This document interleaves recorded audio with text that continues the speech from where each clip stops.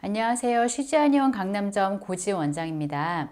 온라인 커뮤니티나 유튜브 통해서 질문하시는 분들 중에서 쑥뜸 이때 해도 되나요? 이때 하면 안 되나요? 이렇게 질문들을 많이 하고 계시는데요. 쑥뜸 같은 경우에는 집에서도 하실 수 있는 부분이기 때문에 좀 더 접근성이 쉬워서 사용해 보시는 것 같습니다. 일단 쑥뜸하고 이제 좌운 같은 경우에는 기본적으로는 열을 내는 효과를 위해서 쓰게 되는 겁니다. 자궁이라고 하는 그 장기가 우리 몸에서 그냥 겉표면에 있는 게 아니라 아주 안쪽에 골반강에서도 끝부분에 있기 때문에 우리가 따뜻하게 배를 이제 한다고 해도 열이 잘 전달이 안 됩니다. 그래서 조금 더 깊은 부위까지 열을 낼 수 있는 치료 수단을 사용하게 되는데요. 쑥뜸하고 좌운 같은 경우에는 그런 부분에 있어서 그냥 단순히 핫팩에 비해서는 좀 더 깊은 열까지 낼 수 있습니다. 그런데 이런 효과이기 때문에 주의를 하시는 거 좋습니다. 기본적으로는 임신 가능성이 있을 때는 주의해 주셔야 됩니다. 먼저 이제 시험관, 인공수정, 자임시도, 배란 시기에 자임시도를 했다고 하면은 생리가 시작하기 전까지는 다 주의를 해주시는 것이 좋습니다. 정상적인 착상이 완전히 되기 전까지 복부를 너무 깊은 열을 주거나 강한 열을 주게 되면은 배아가 열이 약하기 때문에 이 부분에 대해서는 주의가 필요합니다. 그리고 시험관이나 인공수정을 할 때는 과배란 호르몬 요법을 쓰게 됩니다.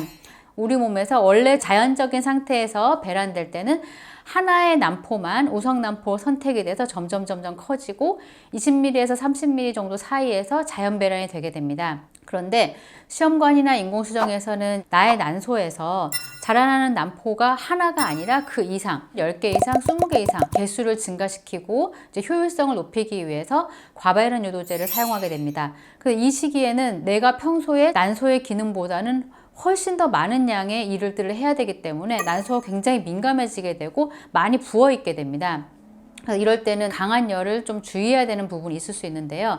과배란 시에는 난포가 여러 개가 골고루 정상적인 속도로 자라는 게 굉장히 중요한데요. 하나만 크게 자라버리거나 아니면 자라는 속도가 늦어버리거나 자라는 속도가 늦다가 갑자기 이제 빨리 자라버리거나 해버리면 채취를 하는 타이밍을 잡기가 어렵기 때문에 채취 실패로 이어질 수 있습니다. 이런 경우에는 초기부터 사실은 쑥뜸이나 좌운 같이 강한 열 자극은 주의해 주시는 게 좋고, 난포가 처음에 작게 자라나는 동난포 상태에서는 쑥뜸이나 좌운 하셔도 괜찮습니다. 12mm 정도가 자랐다고 하면은 너무 강한 열 자극은 주의해야겠구나 라고 일반적인 환자분들은 집에서 하실 때는 주의를 하시는 것이 좋겠습니다.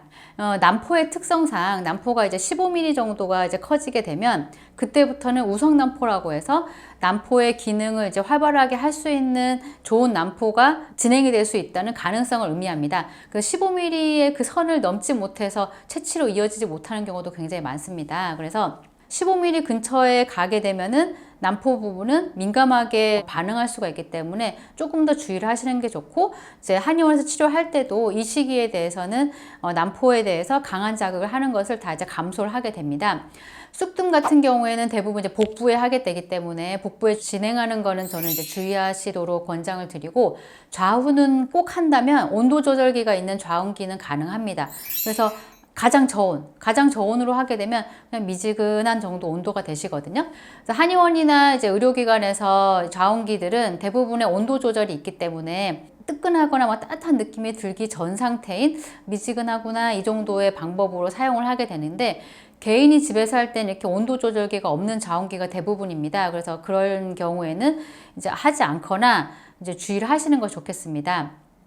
좌운이 그러면 이제 미지근한 그 온도로 하는 게 의미가 있냐 이렇게 물어보는 분들도 있어요. 왜냐하면 따뜻하게 막 땀을 막 내면서 하는 게 좋다고 생각을 하는 분들이 많기 때문에, 좌운요법의 의미는 열자극뿐만이 아니라 좌운을 처방할 때 쓰게 되는 그 약재 종류들의 효과에 대해서도 상당히 많은 좋은 효과를 볼 수 있습니다. 그래서 온도가 좀 낮더라도 약재 부분을 잘 선택하셔서 활용하시면 괜찮겠습니다.